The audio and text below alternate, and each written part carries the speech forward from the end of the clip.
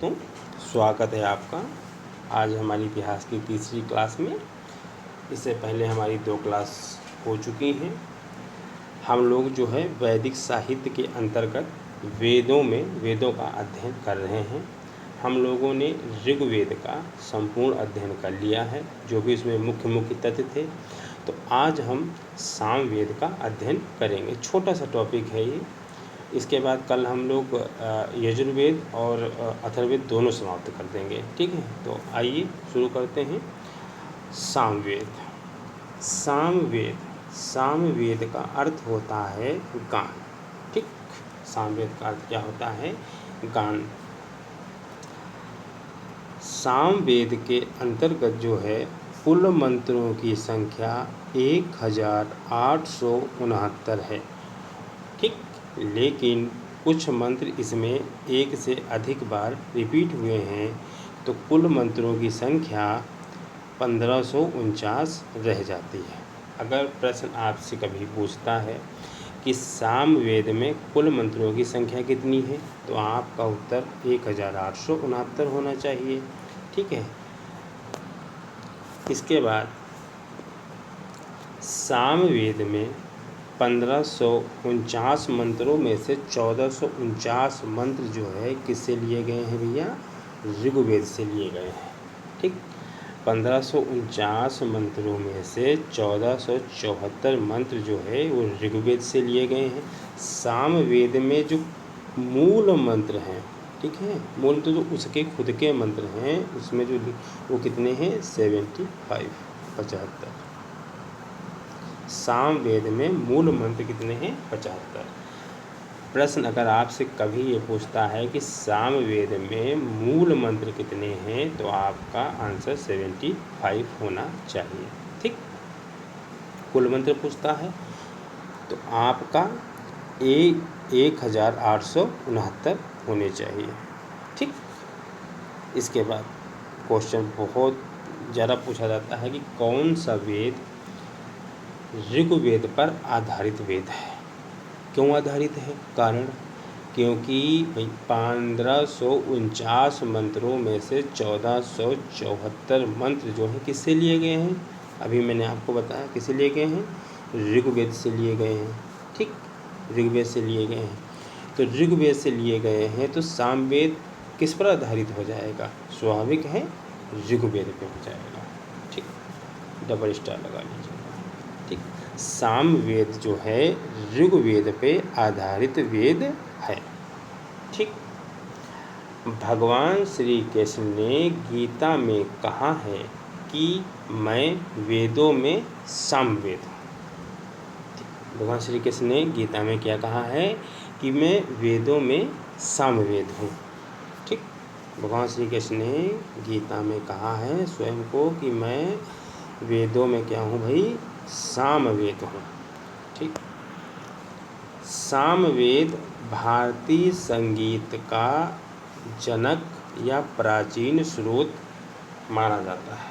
ठीक है, सामवेद भारतीय संगीत का जनक या सबसे प्राचीन स्रोत माना जाता है।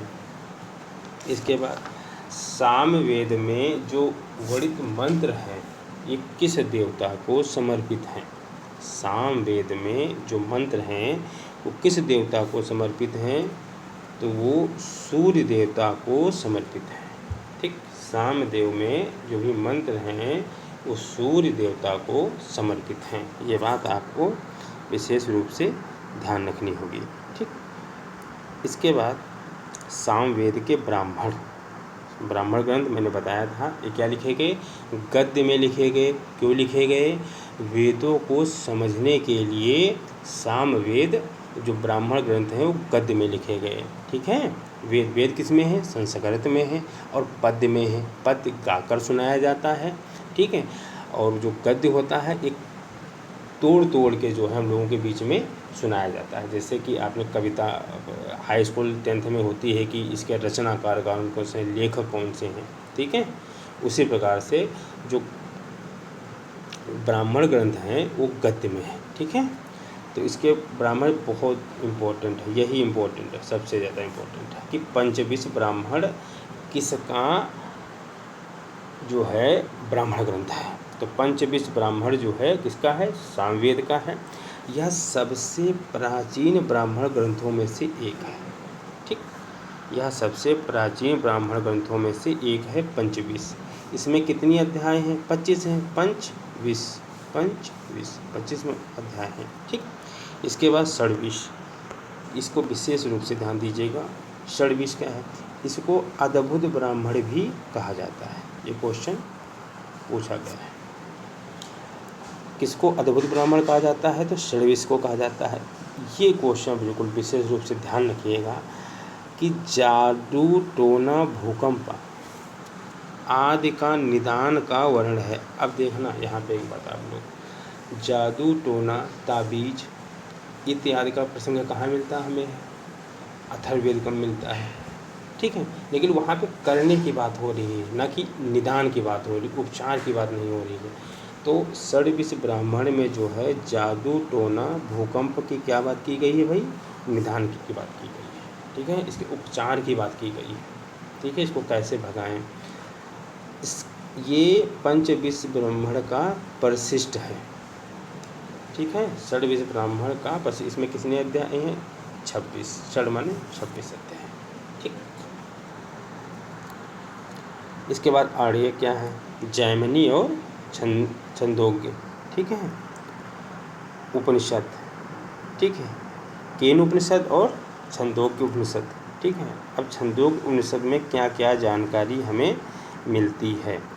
ठीक, यह सबसे प्राचीन उपनिषद है। ठीक है, यह सबसे प्राचीन उपनिषद है और सबसे बड़ा भी है। ध्यान रखिएगा, अगर प्रश्न आपसे कहीं पूछा जाता है कि सबसे प्राचीन उपनिषद कौन सा है, तो छंदोग्य उपनिषद है और सबसे बड़ा भी उपनिषद है। ठीक है, इसमें वर्णित है कि सब कुछ ब्रह्मा ही है। ठीक है, इसमें क्या वर्णित है? सब कुछ ब्रह्मा है। ठीक है, ये क्वेश्चन आप विशेष रूप से ध्यान दीजिएगा। देवकी नंदन कृष्ण का उल्लेख पहली बार जो है ठीक है इसमें मिलता है भाई? छंदोग्य में मिलता है। इसमें भगवान कृष्ण को देवकी का पुत्र बताया गया है। ठीक है, ये क्वेश्चन पूरा ध्यान रखिएगा। देवकी नंदन कृष्ण, यहाँ पे नोट एक बार ध्यान रखिएगा, ये बात ध्यान रखिएगा कि कृष्ण शब्द का उल्लेख पहली बार कहाँ मिलता है? ऋग्वेद में मिलता है। कृष्ण शब्द का पहली बार उल्लेख जो है ऋग्वेद में मिलता है, लेकिन देवकी नंदन कृष्ण का उल्लेख सबसे पहली बार कहाँ मिलता है? तो वो सामवेद में मिलता है। ये दोनों प्रश्न जो है बहुत घुमाऊ हैं, आप इनको विशेष रूप से ध्यान रखेंगे। ठीक है, कि देवकी नंदन कृष्ण का उल्लेख कहाँ है और खाली कृष्ण का उल्लेख कहाँ है। ठीक है, खाली कृष्ण का उल्लेख कहाँ है? ठीक है, ये कहाँ है? ऋग्वेद में। ठीक है, और देवकी नंदन कृष्ण कहाँ है? सामवेद के छंदोग्य उपनिषद में है। ठीक है, इसमें विवाह गीतों का उल्लेख मिलता है। क्या मिलता है इसमें? विवाह गीतों का उल्लेख मिलता है। इसमें छंदोग्य उपनिषद में। और इसमें जो है पूर्व के राजा जो है उदालिक अरुण और उसके पुत्र सेतु केतु के बीच में वार्तालाप भी मिलता है। मैंने आपको बताया था कि पूर्व वैदिक काल में जो है जन एक प्रमुख इकाई थी। जब उत्तर वैदिक काल आएंगे तो वहाँ जनपद एक प्रमुख इकाई हो जाएगी। ठीक है, ये मैंने आपको पिछली कक्षा में इसके विषय में मैंने आपको बताया था। दूसरा हमारा क्या है इसमें? केन उपनिषद। क्या है भाई? केन उपनिषद है। केन उपनिषद में कोई छोटा सा है, इसमें कोई ना, इसमें क्या क्या मिलता है? इसमें उमा और हैमवती के बीच संवाद का उल्लेख मिलता है। दूसरा, इसमें ब्रह्मा के स्वरूप का प्रतिपादन करने के लिए गुरु और शिष्य के संवाद द्वारा प्रश्नोत्तर शैली का आश्रय लिया गया है। ये ज़्यादा इम्पोर्टेंट नहीं, लेकिन हाँ ये ध्यान रखिएगा कि किसका उपनिषद, आगे कठ भी उपनिषद आएगा। ठीक है, कठ उपनिषद वो आएगा आपका यजुर्वेद में। ठीक है ना, तो ये आप विशेष दोनों में बहुत कन्फ्यूजन होता है, केन और कठ उपनिषद में। ठीक, तो आज हमारी छोटी सी क्लास थी। ठीक, थोड़ा कल मैं आपको वेद पूरे समाप्त कर दूंगा। उसके बाद हम लोगों की चर्चा महाकाव्य पे होगी। ठीक है, रामायण और महाभारत में। फिर उसके बाद हम लोग सीधे भाग आएंगे सिंधु घाटी सभ्यता पे। ठीक है, उसके हड़प्पा सभ्यता में आ जाएंगे, कहाँ क्या मिलता है पूरी जानकारी हम आपको देंगे। ठीक है, तो देखते रहिए, जो भी सुझाव हो आप हमें बताइएगा, जो भी कमियां हो बताइएगा। ठीक है, जय हिंद जय भारत।